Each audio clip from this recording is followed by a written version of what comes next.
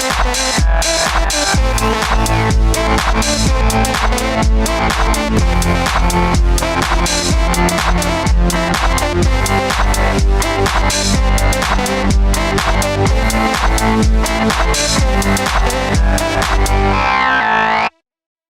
folks, I'm Matt and welcome to My Expanded Universe, a show where I go through the entire EU in chronological order, as best I know how.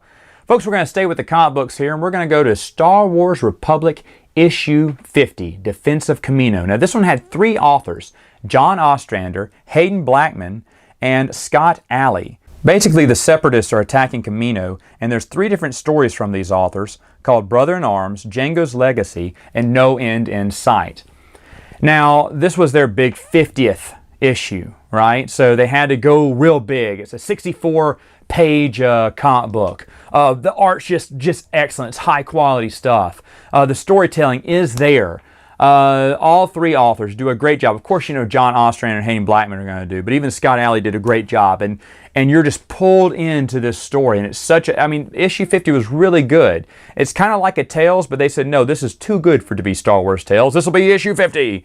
And it definitely delivered on, you know, all levels. It was a great story to read. And while we're on the subject, why don't we just roll on in to Star Wars Republic issues 51 and 52 by Hayden Blackman, called The New Face of War.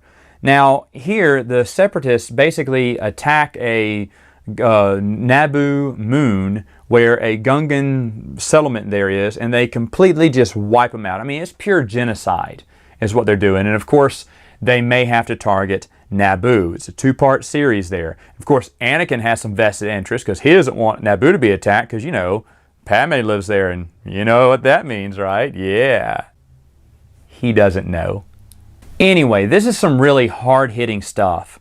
There's a lot of action. There's a lot of good art and the story's there. I mean, really, the moons are aligning when it comes to Star Wars Republic at this point. They're really getting things down. I think they're doing it the right way, too. Dirge and Ventress are also in this adventure.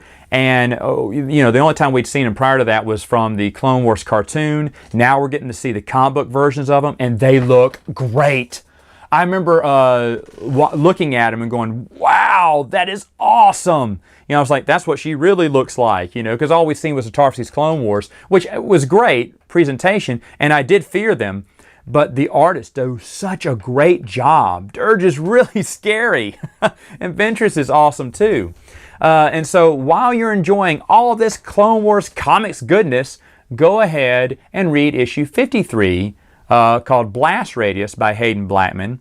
And in this one, basically Obi-Wan and a bunch of Jedi assemble a strike force to attack a base owned by the Techno Union where the Separatists are being held.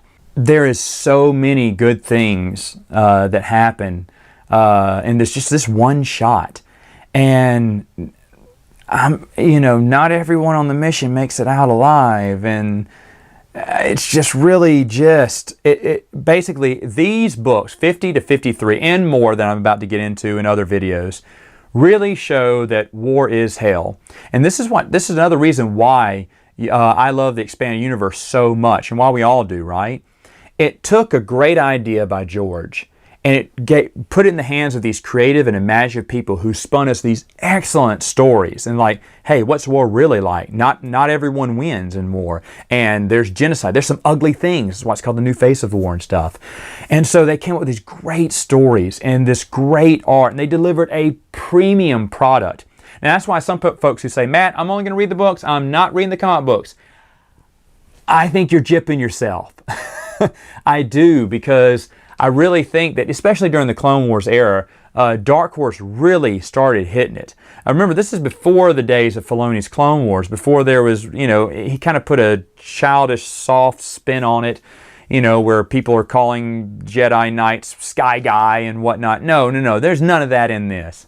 It is blood, guts, and action. And you're watching, you're going, yeah! You know, after you're reading these books, you're like so pumped, you're like, oh, I'm going to punch a dolphin in the face! Don't do that. Don't punch a dolphin in the face. It's not nice. Anyway, this is just the tip of the iceberg, folks, when it comes to stories from Dark Horse. Now, a lot of you know what I'm talking about because a lot of you are getting real excited about what's to come. And yes, there's some excellent stuff, but just starting off, oh, just great stuff in the comic book world. And we'll be back next week to discuss more. See you then.